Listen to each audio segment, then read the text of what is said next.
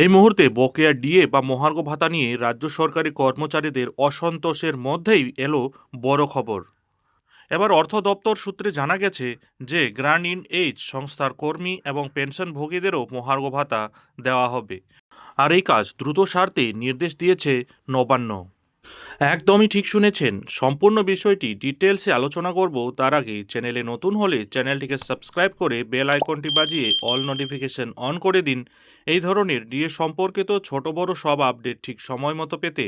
DA বা মহার্ঘ ভাতা নিয়ে রাজ্য সরকারি কর্মচারীদের অসন্তোষের মাঝেই এলো বিরাট বড় খবর।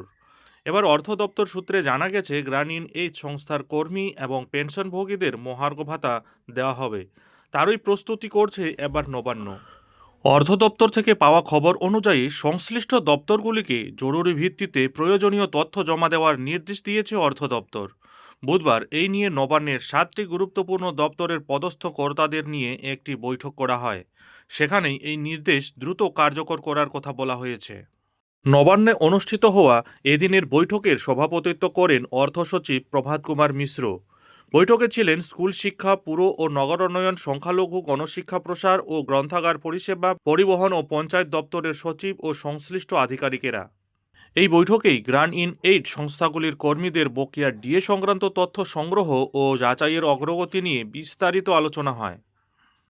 অর্থ দপ্তর সূত্রে জানা গিয়েছে, সুপ্রিম কোর্টের নির্দেশ অনুযায়ী ইতিমধ্যেই রাজ্য সরকারি কর্মচারী ও পেনশনভোগীদের 2016 থেকে 2019 সাল পর্যন্ত প্রাপ্য বকেয়া ডিএ মিটিয়ে দেওয়া হয়েছে।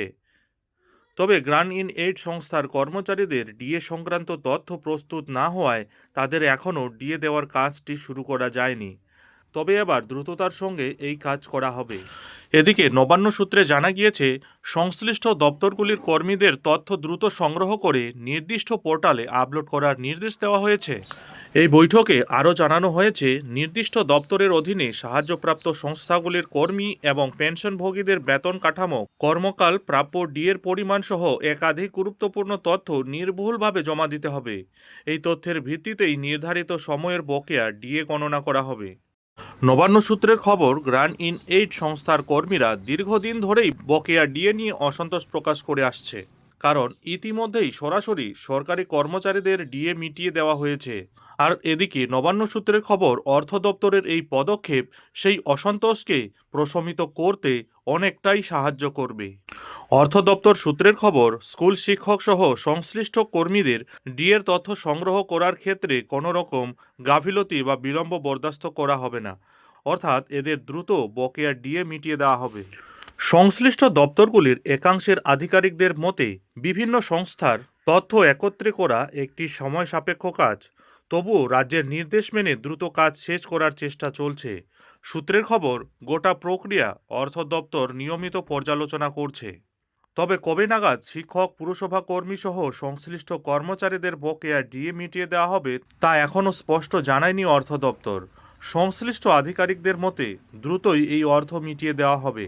গ্রান্ট ইন এইড কর্মী ও পেনশনভোগীদের বকেয়া ডিএ মেটাতে রাজ্যের এই সক্রিয়তা প্রশাসনিক স্তরে গতি আনতে চলেছে বলেই মত সংশ্লিষ্ট মহলের। নবান্নের তরফ থেকে এই ধরনের দাবি করা হলেও কর্মচারীদের একাধিক সংগঠনগুলির মতে এদিনের নবান্নে অনুষ্ঠিত হওয়া সেই বৈঠকের উদ্দেশ্য কিন্তু ছিল আলাদা।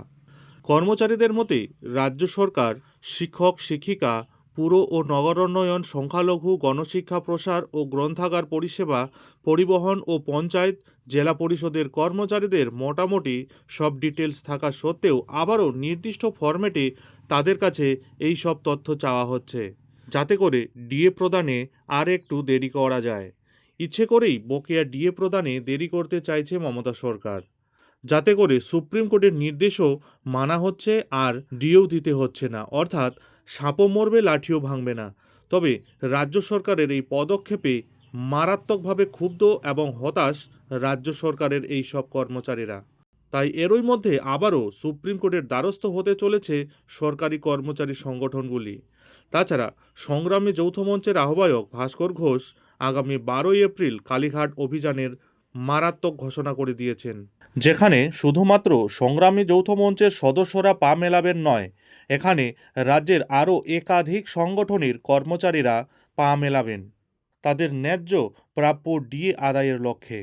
সুপ্রিম কোর্টের নির্দেশ সত্ত্বেও নানান তালবাহানা করে রাজ্য সরকারের কর্মচারীদের প্রাপ্য বকেয়া ডিএ থেকে বঞ্চিত করে রেখেছে বলে ভয়ঙ্কর অভিযোগ তুলেছেন কর্মচারীরা। শুধু তাই নয়, দরকার পড়লে এবার বাড়ি বাড়ি গিয়ে রাজ্য সরকারের নানান কুকীর্তি তুলে ধরবেন বলেও হুঁশিয়ারি দিয়েছেন কর্মচারী মহল। যাই হোক, এখন দেখার বিষয় হলো কর্মচারীরা এরপর আরও কী নতুন পদক্ষেপ নিতে চলেছে।